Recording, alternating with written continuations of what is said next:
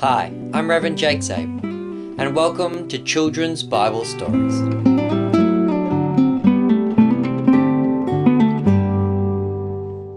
And so, our story starts with the apostles still preaching and teaching in Jerusalem. So, back earlier in the book of Acts, St. Paul, before he was St. Paul, when he was Saul, was going around persecuting the church, and it said that all the Christians except the apostles scattered.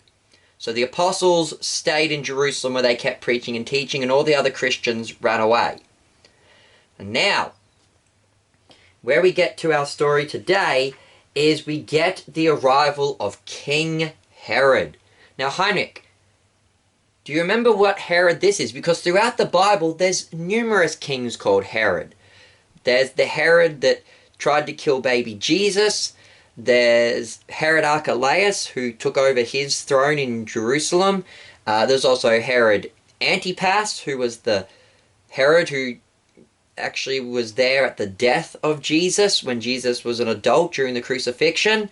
There's also Herod Philip. There's a bunch of Herods. Do you remember what the name of this Herod was? This was Herod Agrippa the First. That's right. So the reason why this is Agrippa the First is because there are two Agrippas. Both of them are mentioned in the book of Acts. Herod Agrippa II, which is the son of Agrippa the First, he will meet with St. Paul in the end of the book of Acts. So this is Herod Agrippa the First. Now, Herod Agrippa the First is actually the grandson of Herod the Great, which is the Herod that tried to kill baby Jesus. He's the Herod that the wise men came and talked to. So Herod's family weren't the nicest of people. And Herod had two sons named Archibulus and Alexander. And they were his oldest children, and so they were the next in line for the throne. And they once plotted to try and kill Herod the Great and take the throne. But Herod the Great found out about this, and he had them killed instead. Now, Herod Agrippa the First, he was the son of Herod Archibulus, the one who tried to kill Herod the Great. And so, Herod Agrippa the First, he had actually spent most of his life not in Jerusalem at all. He went off and lived in Rome, where he was friends with the Roman emperor. He became friends with Claudius, who was then a prince, but would later one day become Emperor Claudius.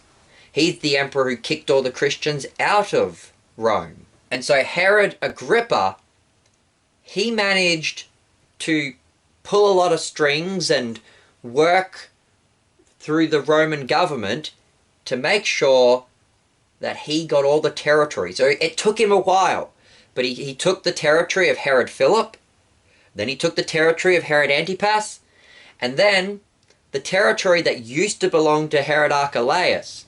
You might remember in the Gospels that there wasn't a Herod in Jerusalem when Jesus was crucified. Who was in charge of Jerusalem when Jesus was crucified? Pontius Pilate. That's right. So Archelaus had been naughty, and the Roman government had taken away his throne and handed it over to a governor who would oversee the land instead. And during the crucifixion of Jesus, that governor was Pontius Pilate. Now, there were several different governors over the years, and Herod Agrippa made sure that they stopped being governors over that land, and then instead that land was given to him. And so Herod Agrippa managed to rule over all the land that his grandfather, Herod the Great, had originally ruled over. And also, Herod Agrippa was the first one after his father to start calling himself King of the Jews again.